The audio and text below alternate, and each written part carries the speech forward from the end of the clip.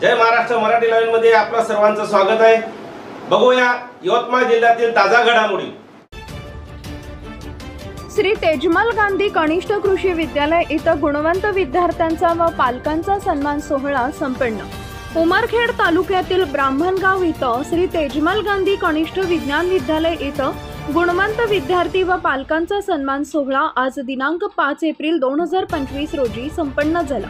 या कार्यक्रमाचे अध्यक्ष प्राचार्य विष्णू सादुडे हे होते, तर प्रमुख मार्गदर्शक गट शिक्षण अधिकारी सतीश दर्शनवाड तसेच प्रमुख पाहुणे प्रथम नागरिक परमात्मा गरुडे, केंद्र प्रमुख आनंद देशमुख, भुवनेश्वर गावंडे, डीपी चिबडे प्रामुख्याने मंचकावर उपस्थित होते।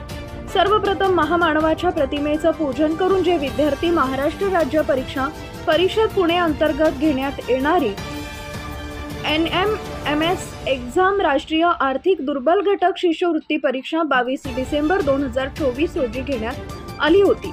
या शिष्यवृत्ती परीक्षेसाठी श्री शिवाजी शिक्षण संस्थेअंतर्गत सर्व विद्यालयातील विद्यार्थ्यांना प्रोत्साहन देऊन विशेष लक्ष दिल्यामुळे यावर्षी संस्थेमधून 59 विद्यार्थी उत्तीर्ण होऊन 46 विद्यार्थी शिष्यवृत्तीस पात्र झाले।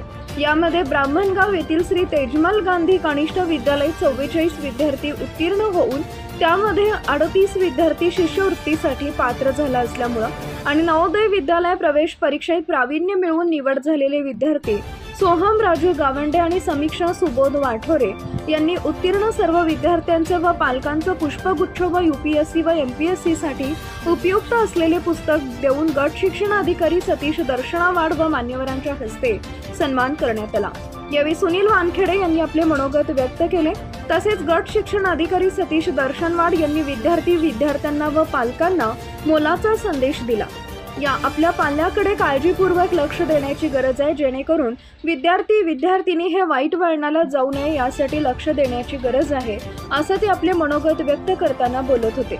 या कार्यक्रमाचं सूत्रसंचालन प्रशांत काळे यांनी तर प्रास्ताविक प्राचार्य विष्णू सादुडे यांनी केले। आभार प्रदर्शन पांडुरंग माने यांनी केले।